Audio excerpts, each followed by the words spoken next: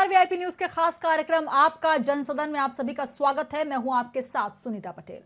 उत्तराखंड के पूर्व मुख्यमंत्री और कांग्रेस के वरिष्ठ नेता हरीश रावत अपने ट्वीट्स के माध्यम से कभी विपक्ष पर तो कभी अपनी ही पार्टी पर राजनीतिक शब्द बाण छोड़ते रहते हैं। उनके एक और ट्वीट ने उत्तराखंड की राजनीति में चर्चाओं का बाजार गर्म कर दिया है। रावत ने हाल ही में अपने पोस्ट में लिखा है कि एक अच्छे संगठनकर्ता के लिए आवश्यक है कि वो क्रोध को पूरी तरीके से निगल जाए। अहंकार का संगठन से बैर है। हमें यदि एक अच्छा संगठनकर्ता बनना है तो क्रोध और अहंकार का पूर्णतः तिरस्कार करना पड़ेगा। कुछ घोर विरोधियों से भी सीखना पड़ता है। हमारे राजनीतिक विरोधी श्री और जी का भरपूर उपयोग करते हैं, हमें यह सीख लेनी ही पड़ेगी। कहा जा रहा है कि हरीश रावत ने ट्वीट के माध्यम से कांग्रेस संगठन पर सवाल उठाए हैं। ट्वीट करते हुए उन्होंने पार्टी के खिलाफ नाराजगी जाहिर की। इस ट्वीट के बाद कई सवाल भी उठ रहे हैं, जिससे साफ जाहिर हो रहा है कि उनके और पार्टी के बीच सब कुछ ठीक नहीं है। चुनाव से पहले ट्वीट्स में उन्होंने कहा कि बहुत तैर लिए, अब विश्राम का समय है। तो लगातार इस तरीके के ट्वीट्स हरीश रावत के आते रहते हैं। इसी पर करेंगे चर्चा। आइए सबसे पहले परिचय करवा देती हूं इस वक्त कौन कौन से मेहमान हमारे साथ उत्तराखंड स्टूडियो से जुड़ रहे हैं। सबसे पहले परिचय करवा दें, हम आपके साथ हैं शीशपाल बिष्ट जी, जो कि कांग्रेस से अपना पक्ष रखेंगे। शीशपाल बिष्ट जी, स्वागत है आपका। नमस्कार सर। जी नमस्कार सुनीता जी। नमस्कार। साथ ही जुड़ रहे हैं आम आदमी पार्टी से अमरेंद्र बिष्ट जी। अमरेंद्र जी, बहुत स्वागत है आपका। नमस्कार जी नमस्कार। और साथ ही जुड़ रही हैं सुनीता विद्यार्थी जी, भाजपा से अपना पक्ष रखेंगी। सुनीता जी, बहुत स्वागत है आपका वीआईपी न्यूज में। जी, सबसे पहले मैं शुरुआत करना चाहूंगी शीशपाल बिष्ट जी आपसे ही। जो ट्वीट किया है हरीश रावत जी ने, वरिष्ठ नेता पूर्व सीएम, इस ट्वीट के माध्यम से, हालांकि कोई पहला ट्वीट नहीं है, इस तरीके के ट्वीट के माध्यम से वो राजनीतिक जो चर्चाओं का बाजार है वो गर्म करते रहते हैं। इस ट्वीट के बाद कहीं ना कहीं बहुत सारी प्रतिक्रियाएं भी सामने आ रही हैं। इस ट्वीट से आप क्या मतलब निकाल पा रहे हैं सर?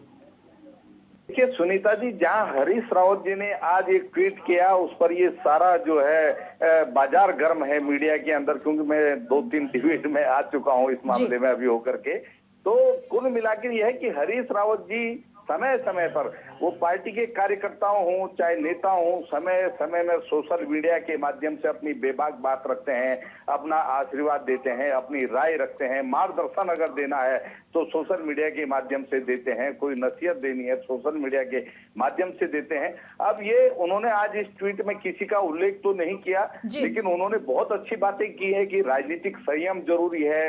अपनी बातचीत जो है आप श्री और जी से अगर करें, क्रोध पर नियंत्रण रखना चाहिए। तो किसी को भी, वो आम कार्यकर्ता के लिए भी और नेता के लिए भी जरूरी है कि भाई क्रोध क्यों किया जाए। अपनी बात शालीनता से, व्यवहारिकता से, स्वार्थ के साथ की जा सकती है। संवाद पर जोर दिया है। तो ये हरीश रावत जी ने जिसके लिए भी कहा, मुझे लगता है कि बहुत अच्छी बात कही है और उनका मार्गदर्शन है। ये घर के बड़े बुजुर्ग हैं, निश्चित है वो मार्गदर्शन पार्टी के लिए भी हो सकता है सुनीता जी, और विपक्ष के नेताओं के लिए भी हो सकता है। लेकिन साफ तौर पर सूत्रों के हवाले से खबर तो ये आ रही है कि करण महाराज जी जो हैं उन पर ये निशाना साधा जा रहा है, और ये नसीहत भी कहीं ना कहीं उनके लिए है, क्योंकि जैसे ही संगठन ने उनका नाम चुना, उसके बाद कहीं अंदर खाने में भी कांग्रेस में ही कलह देखी गई। और उन्होंने एक जिक्र और किया है स्पष्ट तौर पर कि हमारे राजनीतिक विरोधी श्री और जी का भरपूर इस्तेमाल करते हैं। मतलब कांग्रेस में कहीं ना कहीं कुछ ना कुछ अंदरूनी खाने में कला है या असंतोष देखा जा रहा है। यही वजह है कि ये ट्वीट्स निकलकर सामने आए हैं। नहीं सुनीता जी, देखिए आप इसके शायद क्या मायने निकालिए, आप स्वतंत्र हैं, आप वरिष्ठ पत्रकार हैं, आप कह सकती हैं, लेकिन मेरा मानना ये है कि पार्टी में कोई ऐसा मामला नहीं है और उन्होंने किसी व्यक्ति या किसी नेता का नाम नहीं लिया। मुझे लगता है कि हो सकता है कि अभी भाजपा के प्रदेश अध्यक्ष का कुछ विवादित बयान इस प्रकार से जोशीले आए थे, आप देखते हैं जिस प्रकार से उनकी ऐसी भाषा थी, हो सकता है उनके लिए हो या किसी के लिए, मेरे लिए भी हो सकता है, किसी के लिए। मैंने कहा अगर है और अच्छी बात है, वो मार्गदर्शन है, उनमें कुछ ऐसा नहीं है कि हरीश रावत जी के बयानों का आप अगर इस प्रकार से कहीं दूसरे अर्थ निकाले जाए, वो ठीक है, उससे कोई सीखा जा सकता है उसको ग्रहण करने के लिए। और बहुत अच्छा बयान है, घर के बड़े हैं, बुजुर्ग हैं, अगर वो हमारे लिए भी अगर उनका इस प्रकार की कोई शिक्षा है तो निश्चित हम उस लाइन को पालन करना चाहेंगे, इसमें कुछ गलत नहीं है। जी जी सुनीता विद्यार्थी जी, क्या कहेंगी? जो ट्वीट आया है हरदा का, ये कहीं ना कहीं पहला ट्वीट नहीं है, इससे पहले भी कई ऐसे ट्वीट हैं जो कि कहीं ना कहीं अपनी ही पार्टी को आईना दिखाते हुए नजर आते हैं। इस ट्वीट से आप कितना मतलब निकाल पा रहे हैं? हालांकि नाम भी कुछ निकल कर आ रहे हैं जिन पर ये इशारा किया गया है। आपसे समझना चाहेंगे, उत्तराखंड की राजनीति को बहुत अच्छी से आप समझती हैं, इस ट्वीट के माध्यम से किस ओर निशाना? जी देखिए सुनीता जी, आज एक छोटी सी बात आप सभी लोगों के बीच में साझा करके मैं अपनी डिबेट शुरू करूंगी। जी एक बार क्या होता है कि गांधी जी के पास एक पिता जो हैं अपने पुत्र को लेकर आते हैं और उन्होंने गांधी जी से निवेदन किया कि गांधी जी मेरा बेटा जो है बहुत जिद्दी हो गया है, तो कृपया इसका मार्गदर्शन कीजिए। ये चीनी बहुत खाता है। जी तो गांधी जी ने बड़े विनम्र भाव से जवाब दिया कि ठीक है, आप एक हफ्ते बाद आइए। और पिता पुत्र वापस लौट गए। एक हफ्ते बाद दोबारा पिता पुत्र जो है कहे अनुसार जो है गांधी जी के पास पहुंचे और गांधी जी ने उस व्यक्ति के बेटे को अपने पास बुलाकर बिठाया और समझाया कि बेटा देखिए, चीनी खाना सेहत के लिए नुकसानप्रद है। तो ये सब सुन के पिता जो थे वो बहुत गुस्से में आ गए कि भाई साहब, इतना ही बोलना था तो एक हफ्ता क्यों लगाया, दो बार हमारी यात्राएं करवाई और हमारा खर्चा हुआ, आप ये बात पहले भी बोल सकते थे। तो बात को उस व्यक्ति को इस तरीके से समझाया कि देखिए, एक हफ्ते पहले मैं ये बात इसलिए नहीं कह पाया था क्योंकि एक हफ्ता पहले मैं खुद भी बहुत चीनी खाता था और आज मैं इस बात को इसलिए समझा रहा हूँ क्योंकि मैंने ठीक एक हफ्ते पहले चीनी खाना छोड़ दिया। जी तो ये बात हरीश रावत जी पे देखिए बहुत लागू होती है क्योंकि पूरा राजनीतिक करियर जो है वो शीशे की भांति राजनीतिक पटल पर है और बहुत अच्छे से हम सभी उनके जीवन में सभी चीजें, राजनीतिक उतार चढ़ाव को लेकर सब चीजें जानते हैं। ये ट्विटर और व्हाट्सएप तो अब आया है सुनीता जी। व्हाट्सएप ये सॉरी हरीश रावत जी के तो बहुत पहले से जो है मार्गदर्शन जनता को मिलता रहता है। तो अब अगर उन्होंने सीधा सीधा अपने प्रदेश अध्यक्ष, अपने संगठन को मजबूत करने के लिए अगर ये बात उन्हें समझाई है कि आप लोग अहंकार मत कीजिए, क्रोध मत कीजिए और कीजिए, तो मुझे लगता है कि उन्होंने कहीं पे भी कोई गलत बात नहीं कही है। अगर जैसे शीशपाल भाई साहब ने अपनी बात रखी कि ये विपक्षी लोगों के लिए हो सकती है, हम तो देखिए, अगर आपको कहीं लगता है कि हमसे कहीं किसी जगह पे गलती हुई है तो हम स्वीकारते हैं और उसको सुधारने की कोशिश करते हैं। अब यहाँ पे सीधा सीधा यही है कि जो उन्होंने साफ तौर से ये बात करण महाराज जी को कही है कि हम लोग अगर विरोधियों से भी हमें सीखना पड़ता है तो सीखिए, क्योंकि ये बात बिल्कुल सही कही उन्होंने कि बहुत बार हम लोग भी डिबेट में रहते हैं और जो रिप्रेजेंटेटिव वो हमने पहले देखे हैं, अब तो बहुत सभ्य तरीके से डिबेट्स होती हैं, अब बहुत ज्यादा अच्छे मुद्दों को रखा जाता है।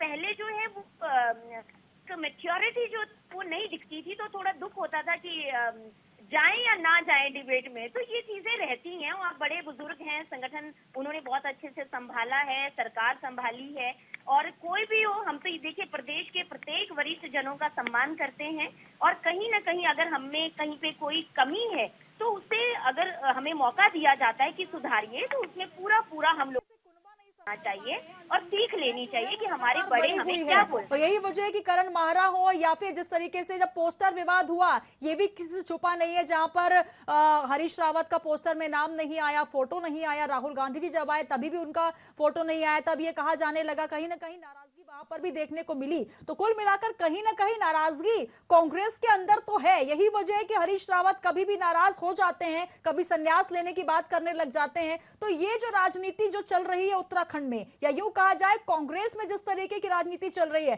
करण माहरा का जब जो सम्मान समारोह था, जब उनका नाम सामने आया तभी भी वो कहीं नाराज लग रहे थे। कुमाऊं मंडल से तमाम नाम आए लेकिन गढ़वाल से नहीं आए, ये भी उन्होंने जिक्र किया। तो कहीं ना कहीं नेतृत्व पर भी इशारा होता है और संगठन पर भी कहीं ना कहीं नाराजगी साफ तौर पर देखी जाती है।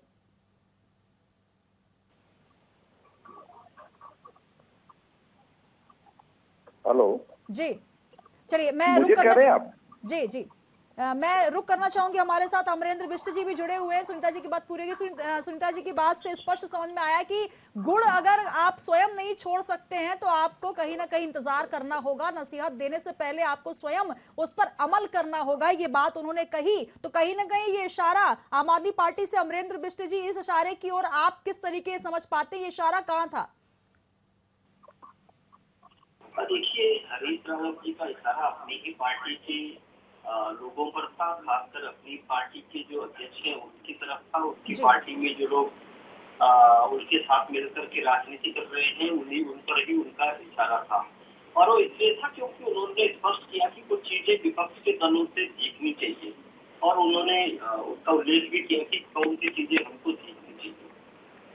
देखिए सुनीता जी, होता क्या है कि हमारे अंदर यदि कोई दर्द है, कोई समस्या है तो हमको सामान्य तो अपने परिवार के बीच में बैठ करके बात करनी चाहिए। मुझे लगता है कि अगर कांग्रेस के भीतर उनको ये लगता है कि जो उनके अध्यक्ष है करण महाराज जी या जो अन्य पार्टी के नेता है उनको लेकर के कोई समस्या है तो या कोई उनको मार्गदर्शन करना है या कोई उन्होंने उनको सुझाव देना है या कोई ज्ञान देना है तो निश्चित तौर पर उनसे बात करनी चाहिए। लेकिन ऐसा लगता है कि हरीश रावत जी चूंकि सारी बातें सोशल मीडिया के माध्यम से कहते हैं, फेसबुक के, ट्विटर के, व्हाट्सएप के माध्यम से कहते हैं, तो ऐसा लगता है कि कांग्रेस के भीतर नेताओं में संवाद बिल्कुल खत्म हो गया है, संवाद गिनता है। इसलिए हरीश रावत जी से शायद उनके नेता बात करने को तैयार नहीं है, इसलिए वो अपनी बात को फेसबुक के माध्यम से और सोशल मीडिया के माध्यम से कहते हैं।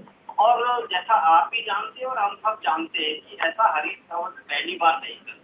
उनके मन में जो भी पीड़ा होती है वो अपने संगठन में रखने की बजाय वो सोशल प्लेटफॉर्म पर आ जाते हैं और पब्लिक प्लेटफॉर्म पर आ जाते हैं।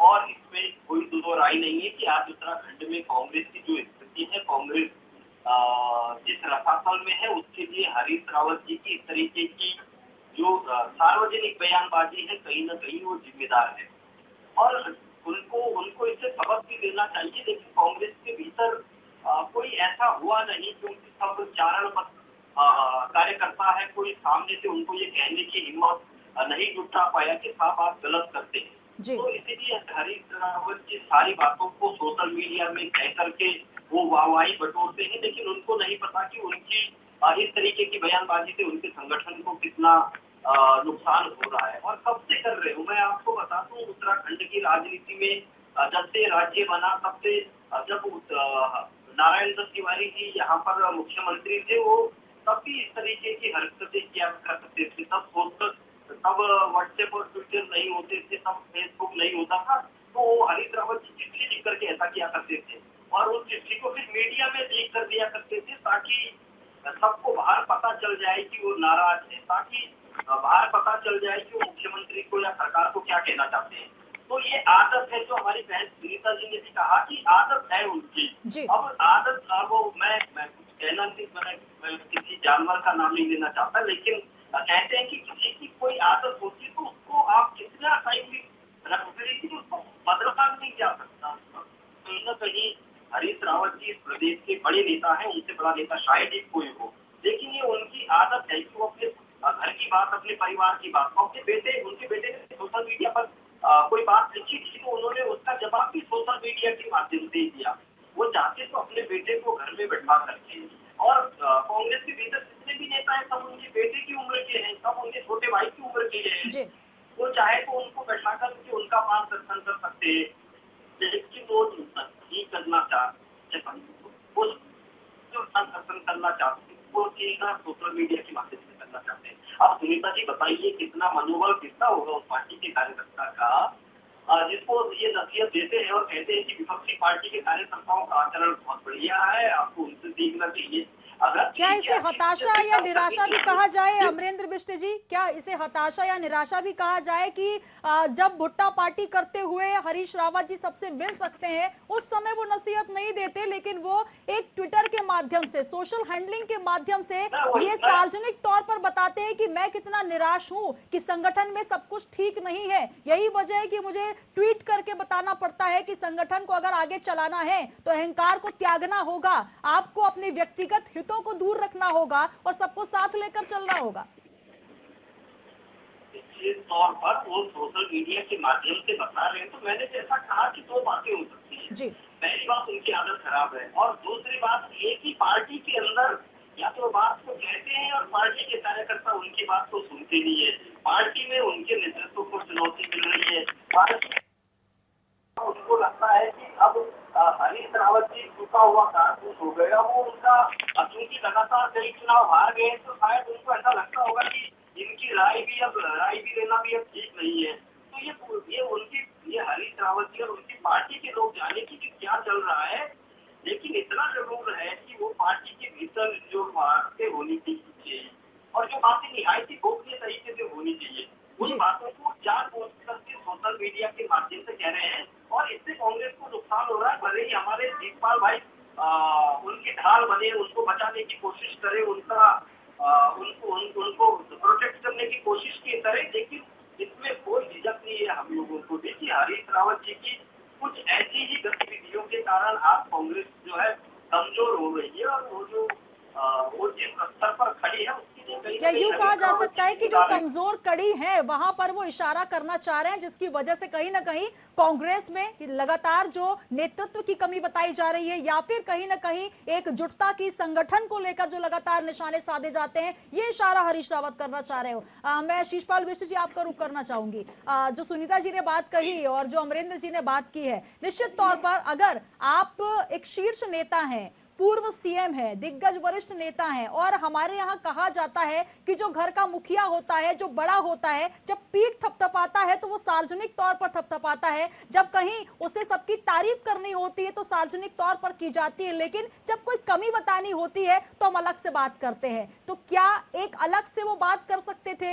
या क्या कमियां रह गई? क्योंकि करण मारा का नाम बार बार निकल कर आ रहा है, और जब देहरादून कार्यालय में पार्टी हुई उनके नवनियुक्त, जब उनका पद ग्रहण कर रहे थे, तभी भी ये देखा गया कि जो विधायकों की संख्या होनी चाहिए उतनी संख्या में विधायक भी नहीं पहुंचे, तो कहीं ना कहीं वहां पर भी एक नाराजगी सी नजर आई। तो क्या वो इशारा करना चाह रहे हैं कि आपको अगर उत्तराखंड की राजनीति में कांग्रेस की स्थिति को मजबूत करना है तो अहंकार का त्याग करना होगा, संगठन को मजबूत करना होगा, सबको एकजुटता के साथ चलना होगा?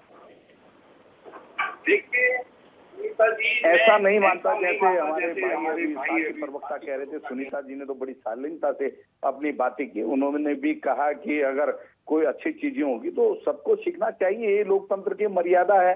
लोकतंत्र में जो है राजनीतिक बहुलता का यही मतलब है कि हम विरोधियों से भी अगर कुछ अच्छा सीख सकें, यही भारतीय लोकतंत्र की मान्यता, तो सीखना चाहिए। इसमें किसी को कोई गुरेज नहीं और ना होना चाहिए। हरीश रावत जी की इस बात को पता नहीं, ये तमाम विरोधी बार बार कहते हैं कि साहब अब उनका राजनीतिक रिटायरमेंट ले लेना चाहिए, करना चाहिए। क्यों ले लेना चाहिए? आप देखिए, अभी भी हरीश रावत जी इस राजनीति के, इस प्रदेश की राजनीति के केंद्र बिंदु बने हुए हैं। उनका आधार है, जनाधार है, वो इस प्रदेश के सर्वोच्च और सबसे बड़े नेता हैं। विरोधी भी इस बात को मानते हैं।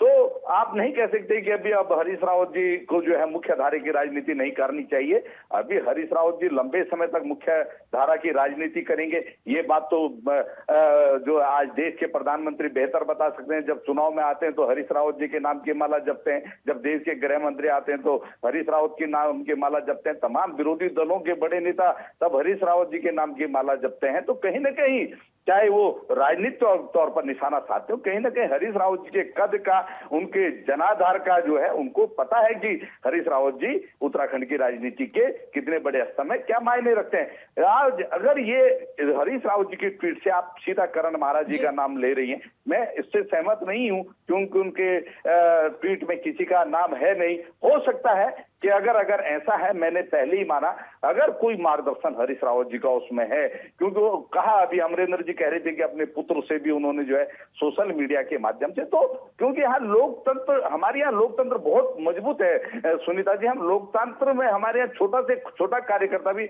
हमारे बड़े से बड़ा नेता को सीधे जाके बोलता है साहब ये नहीं, ऐसा होना चाहिए। तो कांग्रेस के अंदर आंतरिक लोकतंत्र है, वो सदा बना रहेगा, उस पर हमें गर्व भी है। हमारे यहाँ इस प्रकार का नहीं कि से आप भी जो है इस बात को गोल गोल घुमा रहे हैं। सुनीता जी मुस्कुरा रही है। सुनीता जी क्या कहना चाहेंगी? कितनी संतोष नजर आ रही है आप बिष्ट जी की बातों से? जी देखिए, ऐसा है, जहां राष्ट्रीय राजनीति में कांग्रेस की तरफ से प्रधानमंत्री पद पर गांधी परिवार का अघोषित आरक्षण है।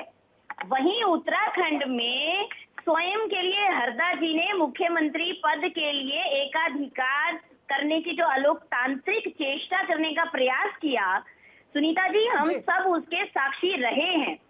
अब उनका कथन इस प्रकार से था कि या तो वो सीएम बनेंगे या फिर वो घर पर बैठेंगे। अब मैं यहाँ पे माननीय हरीश रावत जी से ये पूछा जाना चाहिए उनसे कि कब कब और कहाँ कहाँ क्रोध को निगला जाए। आपने तो अपनी बात रख दी, लेकिन स्वयं के लिए, जैसे मैंने पहले ये बात कही थी कि एक एग्जाम्पल मैंने पिता पुत्र का गांधी जी को लेकर दिया था कि कब कब कहाँ कहाँ पे क्रोध को निगला जाए। एकला चलो वाली जो राजनीति है वो पार्टी को ही इनके खाई जा रही है। और मैंने तो अच्छे संगठनकर्ता के विपरीत वे सच्चे विघटनकर्ता साबित यहाँ पे हुए हैं, क्योंकि आज जो कांग्रेस संगठन यहाँ पे हम सब विलुप्त उसमें अवस्था में उसको देख पा रहे हैं, उसके रचयिता मुझे कांग्रेस में हरीश रावत जी लगते हैं। और उसके कारण है क्योंकि देखिए, पार्टी की जिस प्रकार से उन्होंने अहंकार के चलते दुर्गति की, सब मैं यहाँ पे ये कहूंगी कि अहम से यारी बिछुड़े सब बारी बारी। तो ये ऐसा हरीश रावत जी के जब नेतृत्व में सरकार थी, संगठन था, तब ये चीजें हुई थी। तो यहाँ पर मुझे लगता है कि हरीश रावत जी एकला चलो वाली जो राजनीति कायम कर रहे हैं वो लोगों को नहीं पच पा रही है, क्योंकि जब आपको इंडिविजुअल रिस्पॉन्सिबिलिटी संगठन में दी जाती है तो उसका मतलब ये होता है कि आप सिर्फ और सिर्फ अपना ही कार्य करेंगे जो आपको संगठन ने सौंपा है, जिसके लिए संगठन आपको रिस्पॉन्सिबल मानता है, उसकी जवाबदेही आप ही को देनी है। अब अगर हरीश रावत जी को सीएम भी बनना है, संगठन में प्रदेश अध्यक्ष का भी काम करना है, बाकी जगह विधायकों का भी काम करना है, तो बिल्कुल सही बात बोली अमरेंद्र बिष्ट भाई साहब ने कि कहीं ना कहीं पार्टी के अंदर संवादहीनता की बहुत कमी है, संवादहीनता है, क्योंकि कम्युनिकेशन उनका प्रॉपर नहीं हो पाता है। उनकी पार्टी के अंदर आप देखिए सारे नेता जो है नदारद पाए जाते हैं, और वो तो इतने मिलनसार हैं कि हर बार हम हर हफ्ते देखते हैं कि वो कुछ ना कुछ अपने प्रदेश की संस्कृति को लेकर, खान पान को लेकर बहुत अच्छे कार्य करते हैं, हम लोग उनकी सराहना करते हैं। लेकिन अपने ही खेमे में अपना ही वजूद ना हो पाना, ये भी तो बहुत बड़ा चिंतनीय विषय है। तो जो विरोधी पक्ष है या हम भाजपा के जो है, कभी नहीं कहते उनको कि आप घर पर बैठिए, वो हम तो उन्हीं की बात को कह रहे हैं, क्योंकि वही कहते हैं कि अब मुझे घर पे बैठ जाना चाहिए, अब मेरी कोई कदर नहीं है पार्टी में, अब मुझे वो वाला अहम रोल में नहीं रखा जाता है जिससे मेरी पार्टी खड़ी हुई है। तो ये सब चीजें देखिए कांग्रेस में विरासत में मिली हैं, क्योंकि ये लोग जिम्मेदारियों को, पदों को में पेटेंट अपना समझने लग जाते हैं। इनको ये समझ में नहीं आता है कि ये तो रोल है जो आपको छोटे छोटे जिम्मेदारियों के अनुसार निभाने हैं और उसके बाद संगठन को आगे बढ़ाना है। आज जो प्रदेश अध्यक्ष है, कल को वो कार्यकर्ता होंगे, आज जो कार्यकर्ता है वो कल को प्रदेश अध्यक्ष होंगे, सीएम होंगे। ये परिपाटी समझने में इनको बहुत ज्यादा तकलीफ होती है और ये मान ही नहीं पाते। इनको वही है कि राजा का बेटा राजा बनेगा, रंक का बेटा रंक बनेगा, भिखारी का बेटा भिक्षा ही मांगता रहेगा। तो ये विचार जो है, इसमें ये लोग मैच्योर नहीं है। और यहाँ पर मैं तो कहती हूँ हमारे संगठन से सीखिए, कैसी रीति नीति है, कैसी विचारधारा है। कहीं पे भी हमने पहले भी कहा कि हमें अगर लगता है कि हम अमुक जगह पे हमने गलत बोल दिया या गलत मुंह से निकल गया या फिर कहीं पे हम लोगों से गलती हुई है, हम तुरंत उसमें माफी मांगते हैं और अपनी बात को सुधारने का पूरा अपने आप को मौका देते हैं। और उसके बाद, क्योंकि देखिए सबसे बड़ा संगठन है, सबसे बड़ी हमारी जनता जनार्दन है, उनके लिए हम लोग यहाँ पे सेवा के लिए आए हुए हैं। अगर हम उनके अनुरूप खरे नहीं उतरेंगे तो फिर कांग्रेस की तरह देखिए हाल हो जाएगा। तो हमारे जो संगठन की रीति नीति है वो हमें यही सिखाती है कि देखिए, राष्ट्र प्रथम, द्वितीय पार्टी और व्यक्ति अंतिम, इस मंत्र पर हमारी पार्टी कार्य करती है। और इसी मंत्र को मैं कहीं ना कहीं यहाँ व्यक्ति प्रथम, उसके बाद पार्टी द्वितीय और राष्ट्र का हाल क्या है वो तो आप देख ही रहे हैं। अमरेंद्र बिष्ट जी क्या कहेंगे, जो कांग्रेस की स्थिति हो रही है और जिस तरीके से अंदरूनी कलह के साथ साथ जो संवादहीनता नजर आ रही है, क्या वजह है कि आपको सोशल प्लेटफॉर्म पर ही सारी बातें, निजी बातें करनी हो रही है? इससे पहले का भी एक ट्वीट जो है वो काफी वायरल हुआ था कि अब चुनाव, ये है ना अजीब सी बात, चुनावी महंगाई इस रूपी समुद्र में तैरना है, सहयोग के लिए संगठन का ढांचा अधिकांश स्थानों पर सहयोग का हाथ आगे बढ़ाने के बजाय या तो मुंह फेर करके खड़ा हो जा रहा है या नकारात्मक भूमिका निभा रहा है जिस समुद्र में तैरना है। तो यह भी एक इशारा करते हुए ट्वीट किया था हरीश रावत ने कि जिस समुद्र में आपको तैरना है वहां पर अगर आप मुंह फेर के खड़े हो जाएंगे तो निश्चित तौर पर हार होगी और डूब कर ही निकलेंगे आप। तो कहीं ना कहीं ये बहुत से इशारे कर रहे हैं। अमरेंद्र बिष्ट जी क्या कहना चाहेंगे इन ट्वीट्स के माध्यम से? देखिए, मैं पहले भी स्पष्ट कर कह चुका हूं कि वो जब तक सोशल प्लेटफॉर्म नहीं थे, जब तक सोशल मीडिया नहीं था, तब तक वो ये काम चिट्ठियों के माध्यम से करते थे जी। और जब से ट्विटर और फेसबुक और व्हाट्सएप आया तब से वो इसका सहारा लेते हैं बात को कहने का। और एक बात अगर हरीश रावत जी के बारे में आप जानेंगे, सुनीता जी और शिषपाल भाई जानते हैं इस बात को कि कभी भी कोई उत्तराखंड में कांग्रेस के भीतर ऐसा नेता आज तक पैदा नहीं हुआ जिसको हरीश रावत जी ने स्वीकार किया हो। आप किसी को भी देख लीजिए, प्रीतम सिंह जी ने उनके साथ लंबे समय तक काम किया, लेकिन जब उनको प्रदेश अध्यक्ष बनाया तो वो खराब हो गए। किशोर उपाध्याय जी ने उनके साथ उनकी छत्र छाया में काम किया, लेकिन जब किशोर उपाध्याय जी को प्रदेश अध्यक्ष बनाया तो वो हरीश रावत जी के लिए खराब हो गए। और करण माहरा तो उनके परिवार के लोग हैं, ये तो उनके मतलब मैं सुनता हूँ कि ये तो उनके साले हैं और अब उनके खिलाफ भी वो इस तरीके की सार्वजनिक टिप्पणियां, सार्वजनिक बातचीत कर रहे हैं। तो आप समझ लीजिए कि वो उत्तराखंड, वो कांग्रेस के भीतर सिर्फ अपना वर्चस्व चाहते हैं। वो कांग्रेस के किसी भी कार्यकर्ता को महत्वपूर्ण पोजीशन में नहीं देखना चाहते। तो इसलिए उनकी ये भी एक पीड़ा है और उनको लगता है कि जाहिर सी बात है अब लोग उनकी बात को, उनकी पार्टी के लोग सुनते नहीं होंगे, तो वो पहले से जो उनकी आदत है आज भी उसको जो है वो सोशल मीडिया के माध्यम से लगातार बिल्कुल एक पीड़ा, एक दर्द है जो कि ट्वीट्स के माध्यम से निकलकर सामने आ रहा है। बहुत शुक्रिया सर हमारे साथ जुड़ने के लिए। समय की कमी है इसलिए मैं आगे कमेंट्स नहीं ले पाऊंगी। बहुत धन्यवाद आप तीनों मेहमानों का। शिषपाल बिष्ट जी कांग्रेस से हमारे साथ जुड़े, धन्यवाद सर आपका। अमरेंद्र बिष्ट जी आम आदमी पार्टी से और सुनीता विद्यार्थी जी भाजपा से, आप तीनों मेहमानों का धन्यवाद। तो कहीं ना कहीं जिस तरीके के ट्वीट निकल कर आ रहे हैं, एक के बाद एक ट्वीट, और इस ट्वीट के माध्यम से कहीं ना कहीं निशाना साधते हुए अपनी ही पार्टी पर, अपनी ही पार्टी के नुमाइंदों पर, तो सवाल उठना लाजमी है। क्योंकि कहीं ना कहीं यह भी कहा जा रहा है कि उत्तराखंड में जो कांग्रेस की स्थिति हुई है वो इसी वजह से हुई है कि अपनों की बात सुनी नहीं जा रही। संगठन की जो स्थिति है वो भी कहीं ना कहीं वो स्थिति में नहीं है जो होनी चाहिए, और यही वजह है कि विपक्ष भी निशाना साध रहा है, तो अपने भी कहीं ना कहीं शब्द बाण छोड़ते नजर आ रहे हैं। आपका जनसदन में इतना ही, दीजिए इजाजत। कल हम फिर हाजिर होंगे एक और मुद्दे के साथ।